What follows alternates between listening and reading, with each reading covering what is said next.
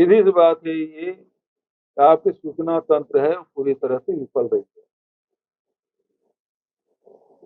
पहलगाम में भी आप असफल हुए, चांदनी चौक में जो हुआ उसमें असफल रहे, और गृह मंत्री जी चुनाव में व्यस्त रहे, जिम्मेदारी लेने की तैयार नहीं है।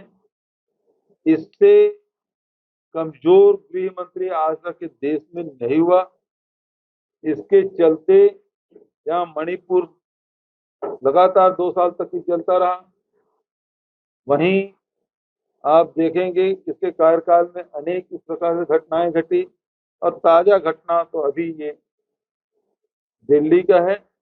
आखिर जो उस समय पुलवामा में 400 किलो आरडीएक्स आया था, वहां तक पता नहीं चला कि कौन लाया।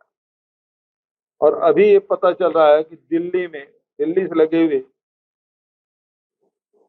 नजदीक में फरीदाबाद में 290 किलो आरडीएक्स आया, विस्फोटक सामग्री आया। वहां पहुंचा कैसे भाई, कहां से आया और पहुंच कैसे गया और पकड़ा गया, उसके 24 घंटे के भीतर में विस्फोट भी हो रहा है।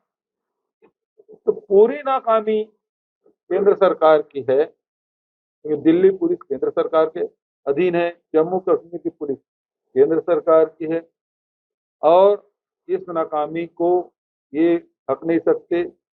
भले मोदी मीडिया चीख चीख के कहे कि फलाना पकड़ा गया, ढेकाना पकड़ा गया, अच्छी बात है, सजा दो और अच्छी बात है। लेकिन सवाल इस बात का है कि इंटेलिजेंस फेल्यूर हुआ, इसके लिए जिम्मेदार कौन?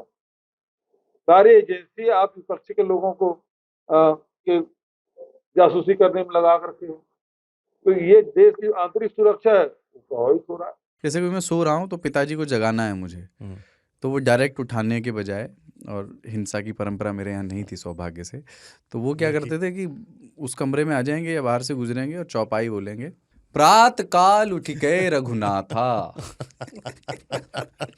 मात पिता गुरु नावई माता। कभी कभी मैं गुस्से में उठ करके अरे पापा चरण स्पर्श किया और सो गया। मैंने कहा अब मत उठाना।